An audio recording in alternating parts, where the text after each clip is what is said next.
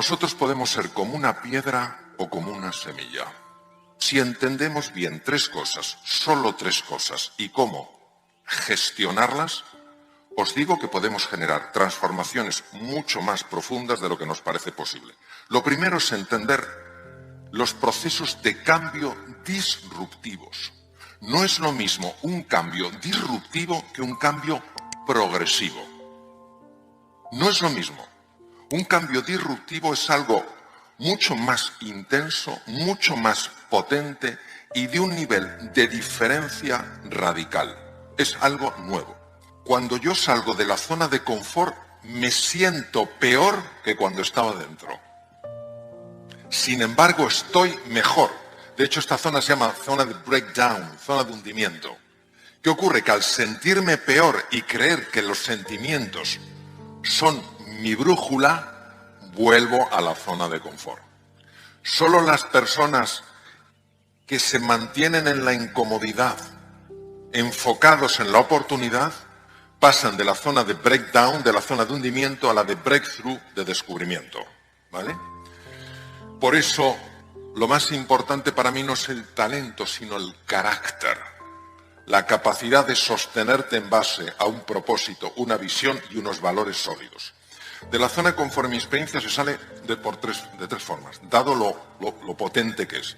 Primera, por inspiración. Tú oyes algo, tú ves algo, tú escuchas algo que te conmueve por dentro y dices, oye, puedo aspirar a una vida diferente, y sales. La segunda, por desesperación. Estás harto de estar harto. Y la tercera es porque la vida, en su infinita sabiduría y amor, te saca para que crezcas. Y aquí es donde tienes que fiarte realmente de que el universo no es azaroso, sino que está basado en la conciencia y el amor infinitos. Y que si eso te ha pasado, no te ha pasado porque sí. No busques el por qué, sino el para qué. Lo que pasa es que muchas veces nosotros queremos influir en otros cuando no estamos influyendo en nosotros mismos. Y queremos que la otra persona se atreva cuando nosotros no nos atrevemos. Y al final lo único que mueve es el ejemplo, porque el ejemplo no depende de lo que dices, sino de cómo vives. Y por eso el trabajo fundamental es el trabajo interior, porque si yo comunico desde una forma nueva de ser y de estar, mi comunicación llega al corazón. Si yo hablo desde el concepto, no puede pasar de la cabeza. Aquí tenemos que traer ilusión, pasión. ¿Qué hay de nuevo? ¿Qué puedo aprender? Volver a tomar esa actitud de un niño que quiere descubrir un mundo nuevo. No de un adulto que se aferra con uñas y dientes a un mundo antiguo que tiene cosas muy valiosas que hay que mantener, principios fundamentales, y hay otras que hay que dejar partir.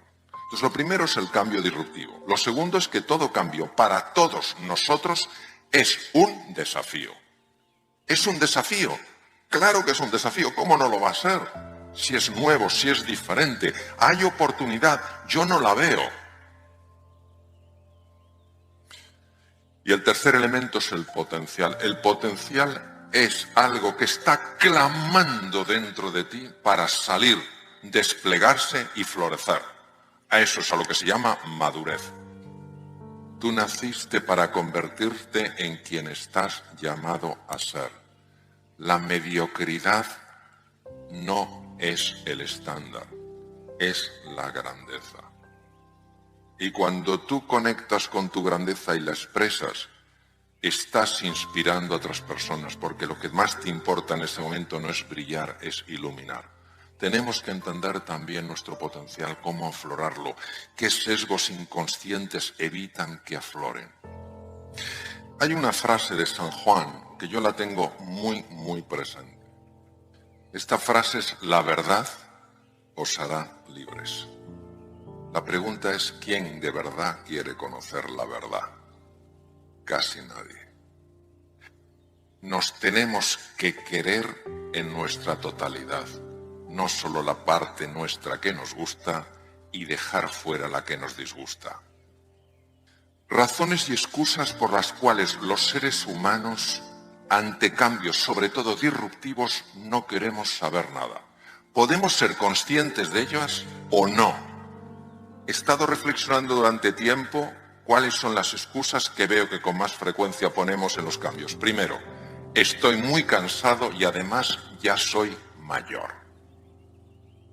Estoy muy cansado y además ya soy mayor. La segunda es, realmente no es tan necesario. Un poco de exageración, un poquito de drama, no es para tanto. Tercero, es demasiado difícil. O sea, imaginaros esta combinación, es demoledora. Soy mayor, no es tan necesario, encima es difícil. ¿Quién lo haría? Nadie. Ya lo intenté en el pasado, algunos cambios, y fracasé. Como si el pasado pudiera determinar el futuro sin que tú lo elijas. Podrá condicionarlo, cómo no, pero determinarlo. ¿Dónde está entonces la libertad del ser humano si pensamos así? Me faltan capacidades y habilidades. En estudios que se han hecho, por supuesto anónimos, muy amplios, el 98% de los encuestados han mostrado, y por supuesto podríamos estar nosotros entre ellos, problemas serios de autoestima. No nos estimamos lo suficiente. ¿Por qué? Porque solo nos quedamos con lo que nos gusta y lo que no nos gusta de nosotros lo apartamos, lo rechazamos. El amor es digital. ¿Te amas o no te amas? Es como el embarazo. No conozco ninguna dama que le preguntes ¿estás embarazada? Y me diga medio. Eso existe, ¿estás o no estás? ¿Amas o no amas? Y amar implica no que te guste, sino que tienes capacidad de transformar. Otra, el dolor que voy a tener que soportar para poder cambiar y adaptarme es demasiado grande. Ya empezamos a proyectar la sensación de dolor. Madre mía, con los años que tengo. Encima, no he resuelto en el pasado. Capacidades que no tengo. Lo que voy a sufrir. Y sutilmente entramos en lo que yo llamo la fase de cumplimiento. Cumplo y miento. Digo sí con la cabeza, muy interesante, pero con el corazón digo no. Donde hay que llegar es al corazón. Porque si bien René Descartes en el siglo XVII decía cogito ergo sum, pienso, luego existo, y daba todo el valor al pensamiento, el joven Blaise de Pascal, también francés, decía el corazón tiene razones que la razón desconoce. Vamos a ver si podemos conectar. Claro que sí, con ese corazón que cada uno de nosotros tenemos. Y en medio de todo esto hay algo que hemos de entender y es que reinventarse es importante y urgente. Veréis, si no lo consideramos importante, jamás lo haremos. Y si no lo consideramos urgente, tampoco lo haremos. Ha de ser importante y urgente. ¿Por qué? Porque si no, no va a encontrar un hueco en tu agenda. Siempre los sesgos inconscientes para evitar...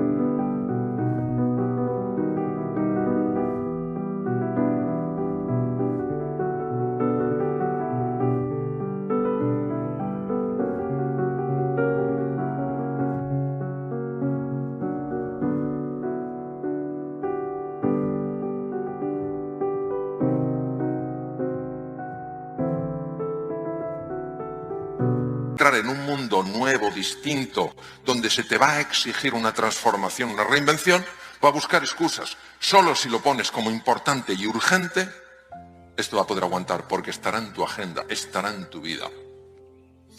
Hemos de aprender a superar nuestra marcada resistencia a ciertos procesos de cambio que tal vez nos hacen sentirnos vulnerables e indefensos. Tenemos una gran dificultad para aceptar nuestra vulnerabilidad. Queridos, estamos llenos de fragilidad, llenos de vulnerabilidad, llenos de menesterosidad. No pasa nada, es también parte de nuestra grandeza. Esta es la curva Yorkis-Dodson, lo he sacado de uno de mis libros. Yorkis y Dodson fueron dos neurocientíficos de la Universidad de Harvard y se dieron cuenta de lo siguiente, crearon esta curva, es muy interesante, se dieron cuenta de que para rendir bien, imaginaros lo que es la toma de decisiones, el analizar bien, el ser creativo, el aprender deprisa, todo eso pertenece a lo que llamamos el performance, el rendimiento. Y hay una relación directa entre el rendimiento y la presión a la que estás sometido. Pero fijaros que en la presión, en el nivel de presión, hay dos elementos. La presión exterior, pues por ejemplo la competitividad extrema que hay hoy en día. Eso es presión exterior, eso existe. Pero fijaros que hay una presión interior. Esta es la que pone una persona con su resistencia. Cuando la presión interior va subiendo, el rendimiento va bajando. Por eso, si en una persona genera suficiente presión emocional, la bloqueas cognitivamente. Fijaos qué curioso. Hay personas que viven aquí y creen que son tontas, porque ven que lo que producen es pobre y no se dan cuenta de que en el origen está algo que emocionalmente está bloqueando centros cerebrales.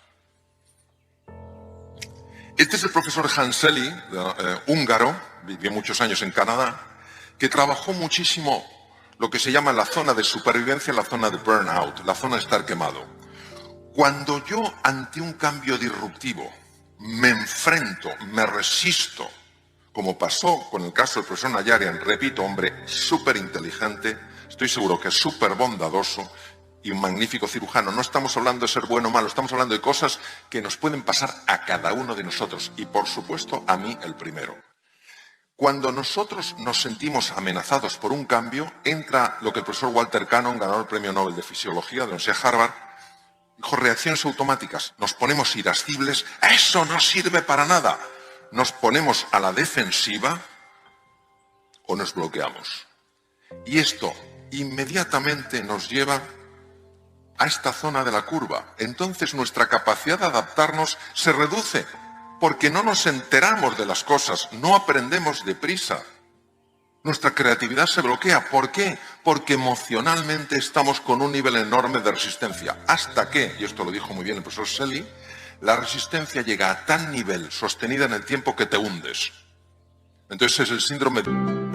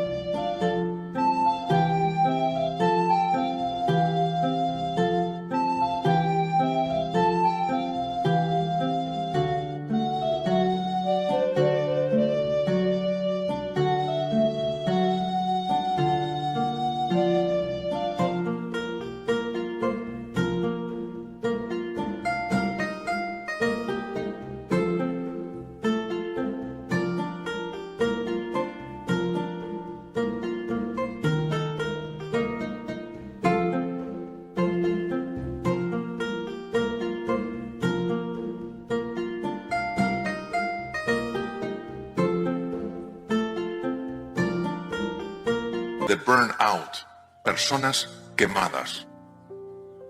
Nadie te dirá, estoy quemado, o si te lo dices porque tienes mucha confianza. ¿Cómo lo notas? Estás agotado. No tienes ganas de hacer nada. Hay una indiferencia, una apatía y puede haber una depresión. Si aspiramos a una cosa y soltamos otra, os digo que nos podemos adaptar bien a todo. ¿Qué tenemos que soltar? Querer controlar el cortijo. ¿Y a qué podemos aspirar? Pues sencillamente todos a descubrir, a mejorar, a aprender, a contribuir y a ayudar. Es un cambio completo de foco del ego al ser, la S con mayúscula. De pensar en lo mío a considerar lo nuestro. De considerar lo que yo creo que me beneficia, empezar a pensar en lo que a todos nos beneficia. Mira qué cosa más bonita, en la naturaleza está. Hay mucha gente asustada que no quiere abandonar su zona de confort, lo que le ha dado seguridad, estatus, reconocimiento durante tiempo. ¿Qué les está contando la madre a los patitos? ¿Les está obligando, les está sacando a patadas del nido? No, les está inspirando. ¿Cómo les inspira? Les está diciendo, os estáis perdiendo un mundo de posibilidad. ¿Creéis que el único mundo que hay es esa caverna en la que vivís? No, durante un tiempo fue necesario para que crecierais en seguridad. Os estáis perdiendo un bosque, la naturaleza, los ríos, los arroyos, los lagos, el mar. Os lo estáis perdiendo vivir en libertad. Y por eso ellos, inspirados, son capaces de superar el miedo. El miedo se supera con curiosidad y con inspiración. Y para eso hace falta líderes como vosotros. Personas que estén dispuestos a dar el primer paso, aunque no sepan, como decía Santa Teresa, aunque no puedas. ¿Por qué? Porque cuando tú das un paso hacia adelante, la providencia, ya lo decía Goethe, también lo da. Si tu verdadera intención es ayudar a otros seres humanos, encontrarás dentro de ti el potencial que necesitas. Porque eso es como la capacidad de volar dormida en el gusano. Hay que creer para poder crear. Y vamos a encontrar la sensación de vértigo, la sensación de incertidumbre. Fíate de la vida en mayúscula. No te va a dejar solo. Irás aprendiendo, te darás porrazos, te levantarás. Habrá personas a tu alrededor que te ayudarán, que en lugar de juzgarte y señalarte con el dedo, te ayudarán con su mano a que te levantes. Y tú harás lo mismo por ellos. Imaginaros lo que es eso. Imaginaros lo que es avanzar con esa ilusión, con esa capacidad, con esa pasión. Sabemos perfectamente que cuando el cerebro humano, y hablo ya a nivel muy físico, no metafísico, a nivel físico, cuando el cerebro humano tiene un qué y un porqué de verdad, se activan áreas enteras que estaban dormidas y se encuentra el cómo.